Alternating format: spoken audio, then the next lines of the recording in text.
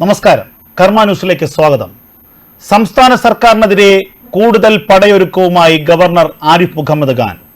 ഡൽഹിയിൽ മുഖ്യമന്ത്രിക്കെതിരെ അതിരൂക്ഷമായ വിമർശനമാണ് ആരിഫ് മുഹമ്മദ് ഖാൻ ഉന്നയിച്ചത്.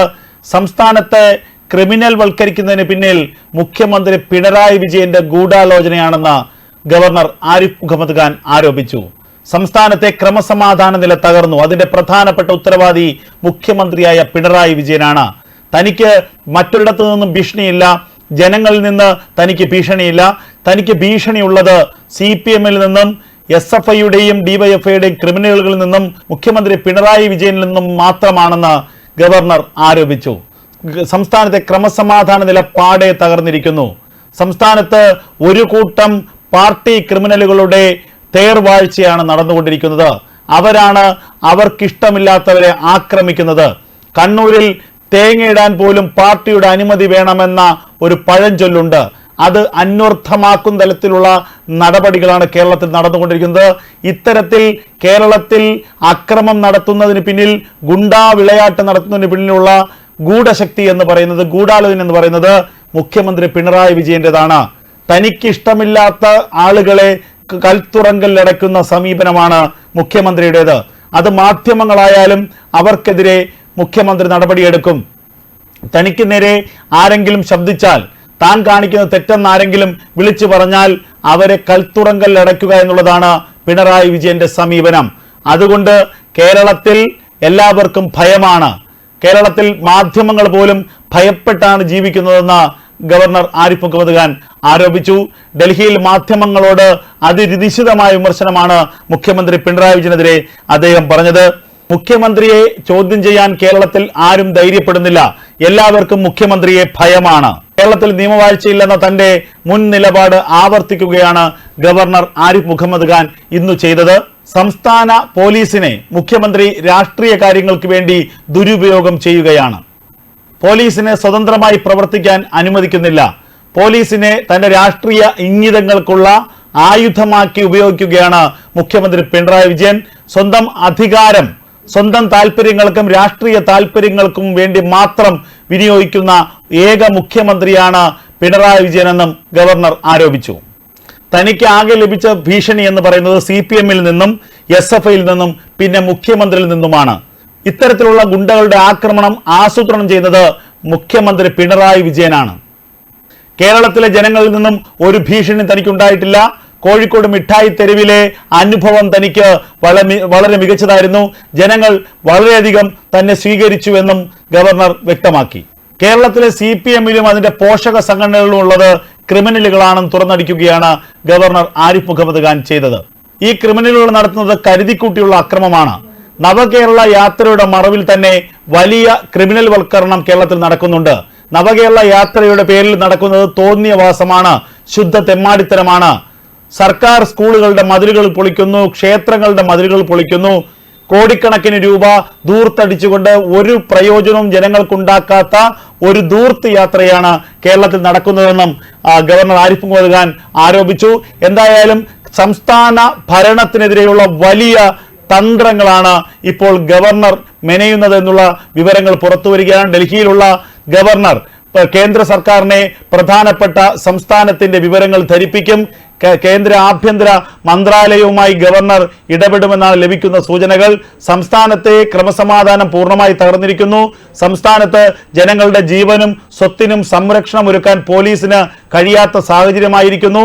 സംസ്ഥാനത്ത് ഭരണ സംവിധാനം രാഷ്ട്രീയവൽക്കരിക്കപ്പെട്ടിരിക്കുന്നു. സംസ്ഥാനത്തെ പോലീസിനെ പോലും മുഖ്യമന്ത്രി രാഷ്ട്രീയ താല്പര്യങ്ങൾക്ക് വേണ്ടി ദുരുപയോഗം ചെയ്യുന്നു എന്ന ഗുരുതര ആരോപണം ഗവർണർ ഉന്നയിക്കുകയാണ്.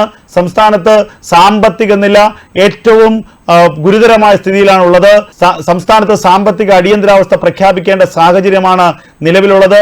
സംസ്ഥാനത്ത് സാമ്പത്തിക അടിയന്തരാവസ്ഥ മാത്രമല്ല, സംസ്ഥാനത്ത് രാഷ്ട്രപതി ഭരണം ഏർപ്പെടുത്തേണ്ട സാഹചര്യം പോലും ഉണ്ടെന്ന തരത്തിലുള്ള റിപ്പോർട്ടുകൾ ഗവർണർ സമർപ്പിക്കുമെന്നാണ് ലഭിക്കുന്ന വിവരം.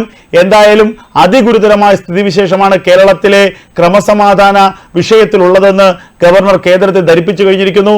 ഗവർണറുടെ സന്ദർശനത്തിന് വലിയ പ്രാധാന്യമുണ്ട്. കേരളത്തിൽ ഗവർണർക്കെതിരെ സർവകലാശാലകളിൽ നടന്നത് വലിയ പ്രതിഷേധമാണ്.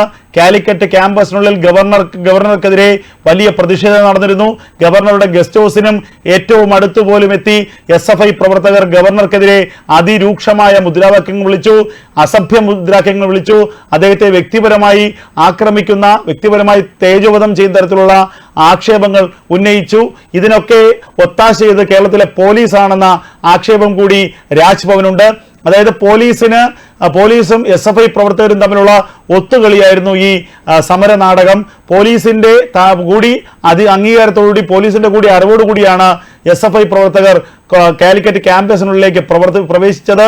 ഗവർണറെ പോലെ ഒരു വ്യക്തി, അതിസുരക്ഷ ആവശ്യമുള്ള ഒരു VIP അവിടെ ഉള്ളപ്പോൾ ഏത് സാഹചര്യത്തിൽ വിദ്യാർത്ഥികൾ അനുമതിയില്ലാതെ ക്യാമ്പസിനുള്ളിൽ പ്രവേശിച്ചു എന്നുള്ളതാണ് സ്പെഷ്യൽ ബ്രാഞ്ച് അടക്കമുള്ള ഏജൻസികൾ ചോദിച്ചത്. രാജ്ഭവനും ഇത്തരത്തിലൊരു പരാതിയുണ്ട്.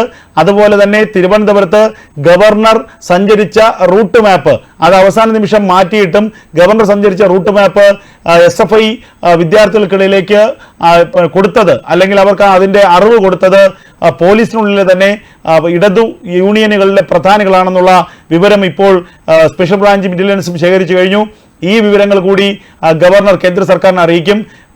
സംസ്ഥാനത്തെ പ്രഥമ പൗരനായ തൻ്റെ ജീവന് പോലും സുരക്ഷിതത്വമില്ല, തൻ്റെ ജീവന് പോലും ഭീഷണിയുണ്ട്. ആ ഭീഷണി ഉയർത്തുന്നത് ഭരണവർഗ പാർട്ടിയുടെ പോഷക സംഘടനകളാണ്.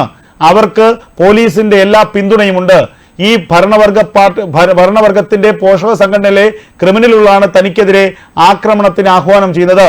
അവരെ അതിന് പറഞ്ഞുവിടുന്നത്, പ്രേരിപ്പിക്കുന്നത് കേരളത്തിന്റെ മുഖ്യമന്ത്രിയാണ്, മുഖ്യമന്ത്രി പിണറായി വിജയനാണ് എന്ന അതിഗുരുതരമായ ആരോപണം ഗവർണർ ഉന്നയിക്കുമ്പോൾ കേന്ദ്ര സർക്കാർ നിസ്സാരമായി എടുക്കാൻ ഇടയില്ല. കേന്ദ്ര സർക്കാർ ഈ വിഷയത്തിൽ ഗൗരവമായ ഇടപെടലുണ്ടാകും. നവകേരള സദസ്സുമായി ബന്ധപ്പെട്ട് സംസ്ഥാനത്ത് നടക്കുന്ന വലിയ സംഘർഷങ്ങൾ, രാവിലെ മുതൽ നടക്കുന്ന വലിയ കലാപങ്ങൾ, അതെല്ലാം തന്നെ കേന്ദ്ര സർക്കാർ കൃത്യമായി നിരീക്ഷിക്കുകയാണ്. ഒരു സംസ്ഥാനത്തിന്റെ ആഭ്യന്തര സുരക്ഷ തകർന്നു എന്ന് കേന്ദ്രത്തിന് തോന്നുന്ന പക്ഷം അവിടെ അടിയന്തരാവസ്ഥ പ്രഖ്യാപിക്കാമെന്നും രാഷ്ട്രപതി ഭരണം ഏർപ്പെടുത്താമെന്നും സുപ്രീം കോടതിയുടെ വിധി തന്നെയുണ്ട്. ജമ്മു കാശ്മീരുമായി ബന്ധപ്പെട്ട വിഷയത്തിലാണ് ഏറെ സുപ്രധാനമായ ഒരു വിധി സുപ്രീം കോടതി പുറപ്പെടുവിച്ചത്. കേന്ദ്രത്തിന്റെ അധികാരമാണത്. അതിന് കൂടിയാലോചനകളോ മറ്റ് കാലതാമസങ്ങളോ ആവശ്യമില്ല. കേന്ദ്രത്തിന് തീരുമാനിക്കാം. അടിയന്തരാവസ്ഥ പ്രഖ്യാപിക്കേണ്ട സാഹചര്യം ഉണ്ടെങ്കിൽ അത് പ്രഖ്യാപിക്കാൻ കേന്ദ്രത്തിന് അവകാശമുണ്ടെന്നത് സുപ്രീം കോടതിയുടെ വലിയ വിധിയാണ്. ആ വിധിയുടെ കൂടി പശ്ചാത്തലത്തിലാണ് സംസ്ഥാനത്തിന്റെ ക്രമസമാധാനം തകർന്നു എന്ന ഗവർണറുടെ ആ വലിയ ആരോപണത്തെ നമ്മൾ വിലയിരുത്തേണ്ടത്. ഏത് സാഹചര്യത്തിലേക്കാണ് കാര്യങ്ങൾ നീങ്ങുന്നത് എന്നുള്ളത് ഏറെ സുപ്രധാനവുമാണ്.